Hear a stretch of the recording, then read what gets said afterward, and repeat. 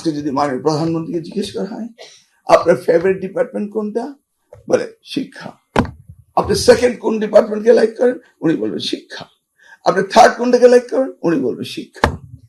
That's his priority.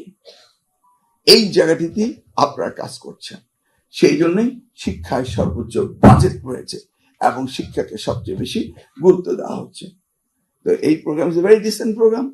আমরা চাই প্রত্যেক ইউনিভার্সিটি, দেখুন আজকে আমরা এত বেশি বিজি, আমাদের মাননীয় ভিসি সাহেব বললেন যে এসছেন এক কাপ চাও খাননি, যেতে হবে আমাদের সাথে লাঞ্চ করতে। আমি বললাম না, এখান থেকে আমি টুস করে বেরিয়ে চলে যাব, আমাদের প্রোগ্রাম হয়েছে 20 তারিখ মাননীয় প্রধানমন্ত্রী আমাদের আর্মি স্টেডিয়ামে, সেখানে তিনি কোমলমতি বাচ্চাদের খেলা দেখবেন।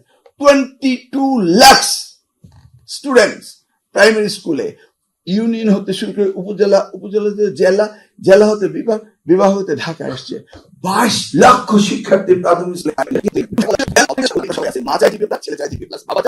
সকলে চায় জিপিএ প্লাস। এটা নিয়ে রোল হচ্ছে সারাক্ষণ। একবারও বাপ মা জানতে চায় না যে আমার ছেলে মেয়ে সৃজনশীল শিক্ষায় কতটা শিখলো, সেই বিষয়টি কেউ জানতে চায় না। সেই জন্য আমাদের একাডেমিকের ভিতরে প্রজেক্ট ওরিয়েন্টেড একাডেমিক, এইগুলোকে আমাদের চেঞ্জ আনতেই হবে, এর কোনো বিকল্প নাই। আমরা সিলেবাস কারিকুলামের উপরে কাজ করা শুরু করেছি। এই 2027-এ আমরা অনেক খানিকটা চেঞ্জ করব, 2028-এ গিয়ে আমরা কারিকুলামকে আপডেট করবো। That is our vision.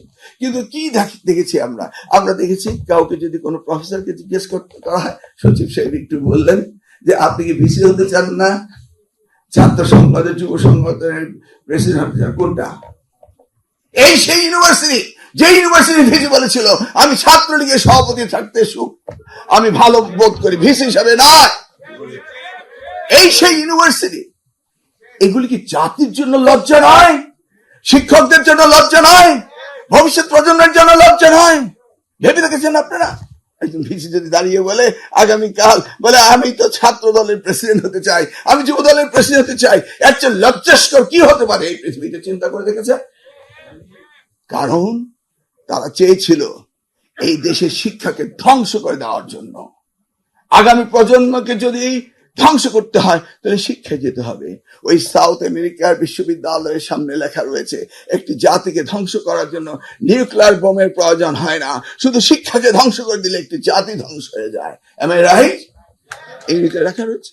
সেই কাজটি করছিল বিগত ফ্যাসিস্ট সরকার। সেখান থেকে আমরা বেরিয়ে এসেছি।